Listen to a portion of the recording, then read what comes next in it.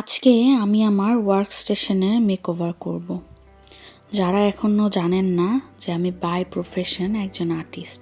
আমি বাংলাদেশেও আর্ট নিয়ে পড়াশোনা করেছি এবং এদেশে এসেও আর্ট নিয়ে পড়াশোনা করেছি এবং করছি।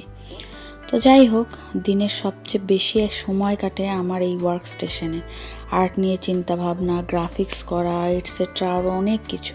তাই এইটাকেই সবচেয়ে সুন্দর করে গুছিয়ে রাখতে হয় আমাকে।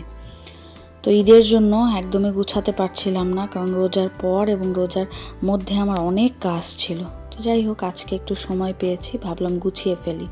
তো প্রথমেই আমার যে টেবিলটা আছে সেই টেবিলটার উপরে আমি একটা রানার বিছিয়ে নিয়েছি এবং তার এক সাইডে বিভিন্ন সাইজের ক্যানভাসটাকে রেখে নিয়েছি একটা ক্যানভাস স্ট্যান্ডে।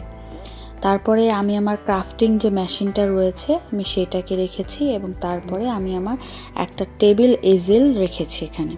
তারপরে আপনাদের ভাইয়ার ল্যাপটপ এবং আমার একটা ল্যাপটপ রেখেছি। এই ল্যাপটপে বসেই আমি এই সব ধরনের ভিডিও এডিটিংগুলো করে থাকি এবং একটা খুবই সুন্দর একটা ল্যাম্প বলতে পারেন বা যেটাই আপনাদের কাছে মনে হয় লাইট রেখেছি। তার পাশে আমি কিছু অ্যালকোহল মার্কার রেখেছি। আর হ্যাঁ, এর আগেও কিন্তু আমি আমার ওয়ার্কস্টেশনটা মেকওভার করেছিলাম, সেটার ভিডিও কিন্তু আমার পেজেই পেয়ে যাবেন। অ্যান্ড আমি কিভাবে আমার এই পেগবোর্ডটা রেডি করেছি সেটার ভিডিও কিন্তু পেয়ে যাবেন।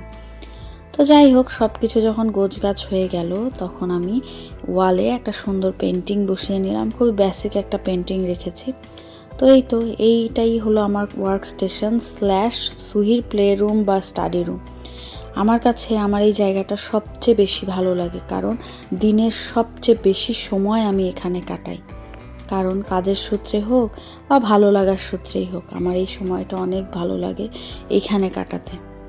আপনাদের কাছে এই ছোট্ট ভিডিওটা কেমন লাগলো জানাতে ভুলবেন না। যদি ভালো লাগে অবশ্যই লাইক, কমেন্ট, শেয়ার করতে ভুলবেন না, কারণ আপনাদের ছোট্ট ছোট্ট কমেন্ট আমার কাছে অনেক ভালো লাগে এবং অনেক অনেক অনুপ্রেরণা দেয় এরকম আরও ভিডিও মেক করার জন্য।